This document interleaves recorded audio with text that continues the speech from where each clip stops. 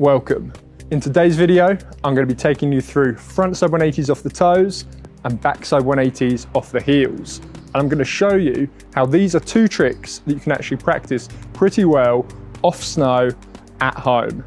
Now, to be honest, I'm not really a big fan of off snow training. Trying to replicate the movements or tricks when you're at a standstill and not actually moving often fails to replicate the actual feeling of doing them on snow. Let's take a simple ollie, for example. Sure, we can practice these movements off snow, but for me, this one feels completely different when you do it on the flat, when you do it on the ground here, compared to when you do it in real life on the mountain. So yes, of course, being on actual snow is always obviously going to be the best place to practice. But I understand that a lot of you have seriously limited time on snow. So the idea of being able to train off snow suddenly sounds quite appealing. And I've picked these two tricks because they actually translate really well from off snow to on snow. So we'll start with the frontside 180 off the toes, and I absolutely love this trick. But normally, if you were setting up a spin and you were going in on your toe side, you would usually spin in a backside direction. And that's simply because the side cut of your board, when you're on a toe side, wants to take you round in a backside direction, so it would make sense to spin in that direction too. So that means when you normally learn your first frontside 180s, you do start on the heels because the heel edge wants to pull you around in that frontside direction, and it makes spinning like that a little bit easier. However, jumping off the heels is quite awkward, so it makes sense to lean back, load up the tail of the board, and pop a small ollie to get the board around. But as I showed when I did that ollie on the flat here earlier, trying to get that longitudinal weight shift to the tail here on the flat ground when you're not moving just doesn't really work. But when we spin frontside off the toes, even when we do it on snow, we stay more centered and we just jump off both feet, which means that this movement is able to be replicated much more naturally off snow at home. We don't want to do an ollie here because the tail would then catch in the snow as you try and spin against the direction that the board wants to go. So we get this two-footed jump off the toes or off the balls of your feet. And that's why I love this trick, because jumping off the balls of your feet is a really natural athletic position to be in. If you imagine you're going to shoot a basketball or make a box jump, then you'd be in that position too. We'll begin by going through the movements with the board off. And really for this trick, everything should be done before you even leave the ground. To get the frontside 180 off the toes, it's all about setting your edge, getting the approach, and then the takeoff right. So let me run you through all those movements. Starting with the approach, we want to set our edge. So I want you to keep your shoulders in line with the board, feel equal pressure through both knees, and just start bending down, flexing into your knees and into your ankle joints, trying to close that gap between your shins and the top of your feet. And as you do this, you're going to naturally start feeling your weight coming down into the balls of your feet. And as that happens, you'll notice that my heels just start to lift slightly off the ground. I'm not using my calf muscles to suck my heels up like that. I'm just relaxing down. And I keep saying that word relaxing because really there's no contraction in your muscles here, not until we start that jump and we explode upwards. So shoulders in line with the board, heels just off the ground, weight through the balls of your feet, and make sure you're not tensing up or scrunching through your toes. And the toe edge really isn't about coming onto the tiptoes. It's all about relaxing in this athletic position on the balls of your feet. Head looking forward. And now, as we want to initiate the 180, you're going to extend up. And as you do this, as you extend upwards, you're going to turn and face your hips and your shoulders forwards. And really, the thing we want is your shoulder line to come at least 90 degrees ahead of the board, because that pre-wind, that little rotation we do there whilst we're still on the snow, that is what is going to allow us to pull the board up and get that 180 round really easily. It's all about getting your upper body ahead of the board, and if you do that, you'll probably get it right. So down low, up we go, round, landing once again, either on the balls of your feet or nice flat feet to carry on riding out, head always facing forward. Let me show you a couple more, and you can of course practice this switch as well. And it's really easy, and one thing you can do for these frontside 180s is just keep your head fixated. So right now I'm looking at the camera. When you do this at home, pick a point on the wall, and you should be able to keep looking at that point, keep focusing on it the whole way through the 180. getting down, extending up, and getting that rotation where your shoulders lead you into that 180. Okay, so I just want to talk a little bit about the landing.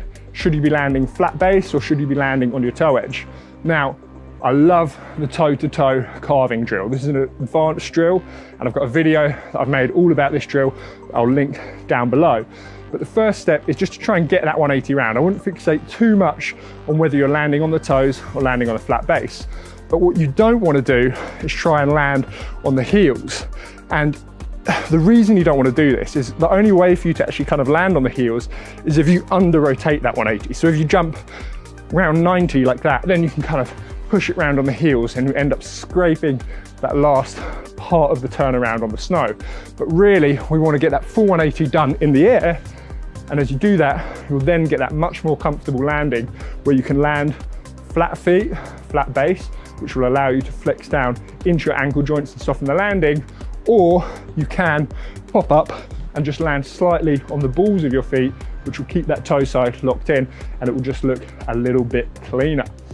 So practice this with the board off, and then we can practice with the board on.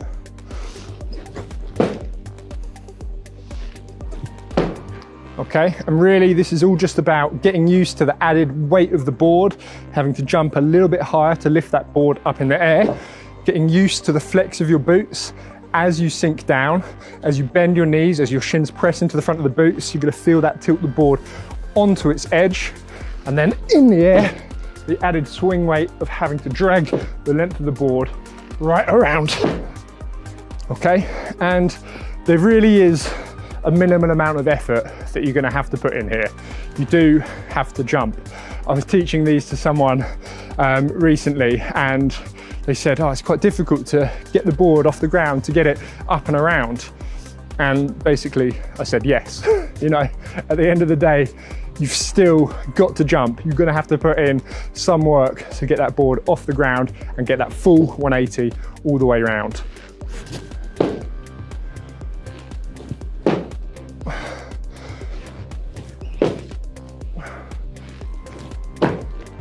Whilst you're watching these demos, I'm going to give you a quick plug. So the foundation for all of these tricks is obviously good edge control, and that is something which I thoroughly cover in my comprehensive online course. It's designed for anyone who can already link turns, whether you're relatively new to snowboarding or you've been doing it for years. And the course runs you through a linear progression, step by step, of exercises and drills that make sure you have all the necessary movements and understanding to properly turn your board and get the most out of it. You can find out much more in the link down below, but it essentially is going to give you roughly the same amount of content that I would cover over around a week's worth of lessons, but it's going to cost less than a 1 hour private. If you're not aware, I am a fully qualified instructor. I've been teaching for almost 20 years now, and I still teach full time throughout the winter. This course represents the best of what I've learned over that time.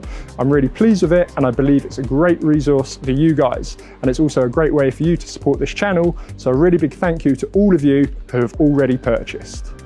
Now let's get onto that backside 180 off the heels. And this is a far more difficult trick. And to be honest, I use it much less when I'm out on the mountain. So we're going to skim through this one a little bit quicker.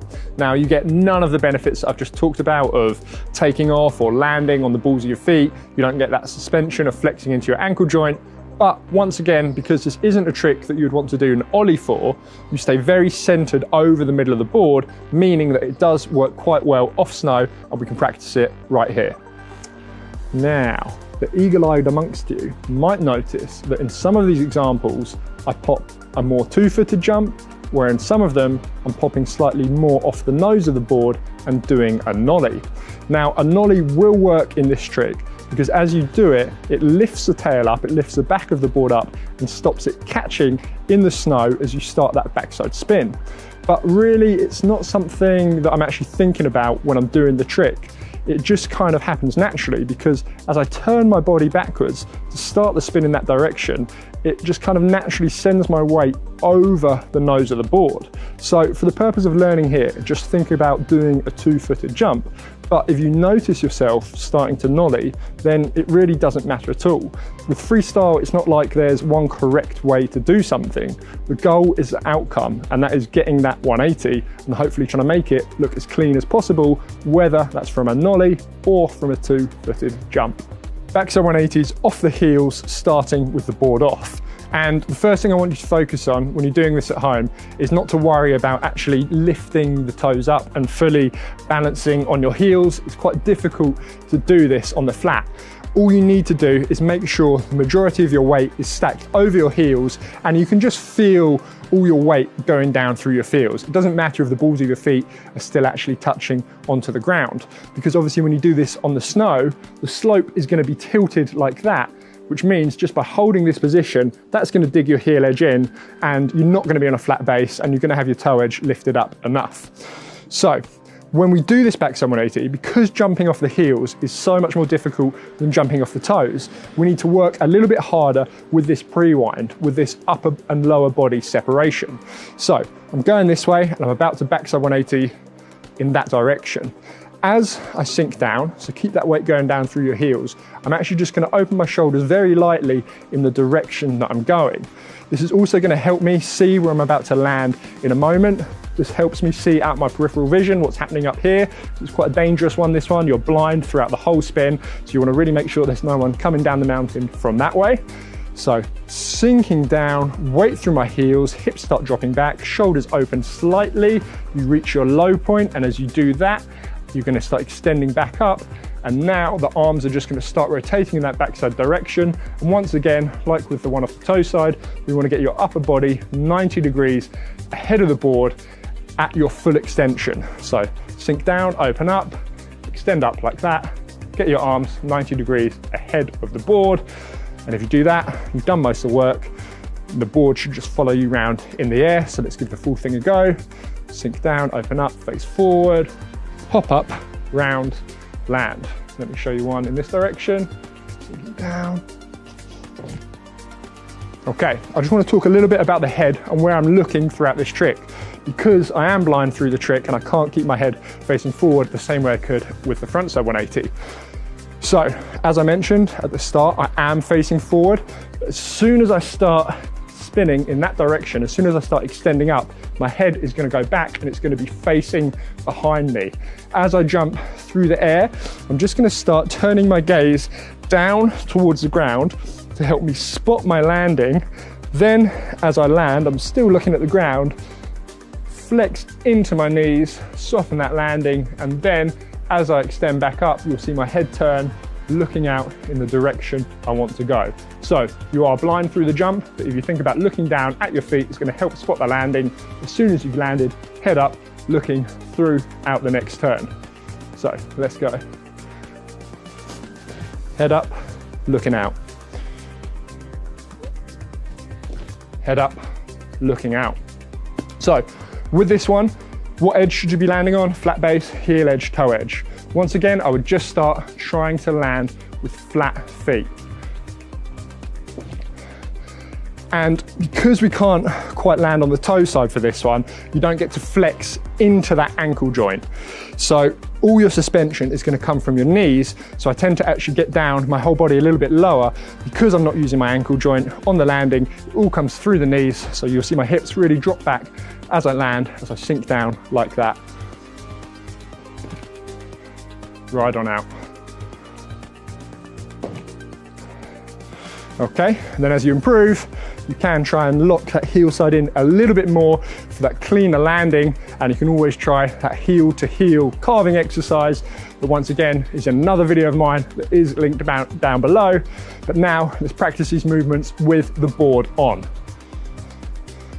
And once again, it's just going to be about getting used to the extra weight of the board and the different feel of now having your feet in boots strapped into your bindings. The exact same movements that we've just been through with the board off. So now let's give it a go.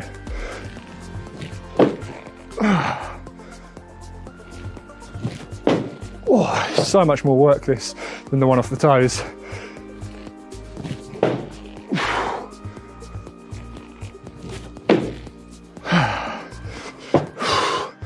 Coming in, heel side carve, sink down, pop up, look up, right out. Whew. So there you have it. Front one off the toes and back one off the heels. And I think you really get a lot from doing these movements without the board even on. So if you don't want to do that, don't worry about taking that extra step. And it doesn't always go down too well when you start strapping in on the rug at home in front of the TV whilst your partner is trying to watch RuPaul. Hence why I've been told to sashay away out here. Interested to see how much crossover that reference gets. Anyway, thank you for watching, and I'll see you on snow in the next one.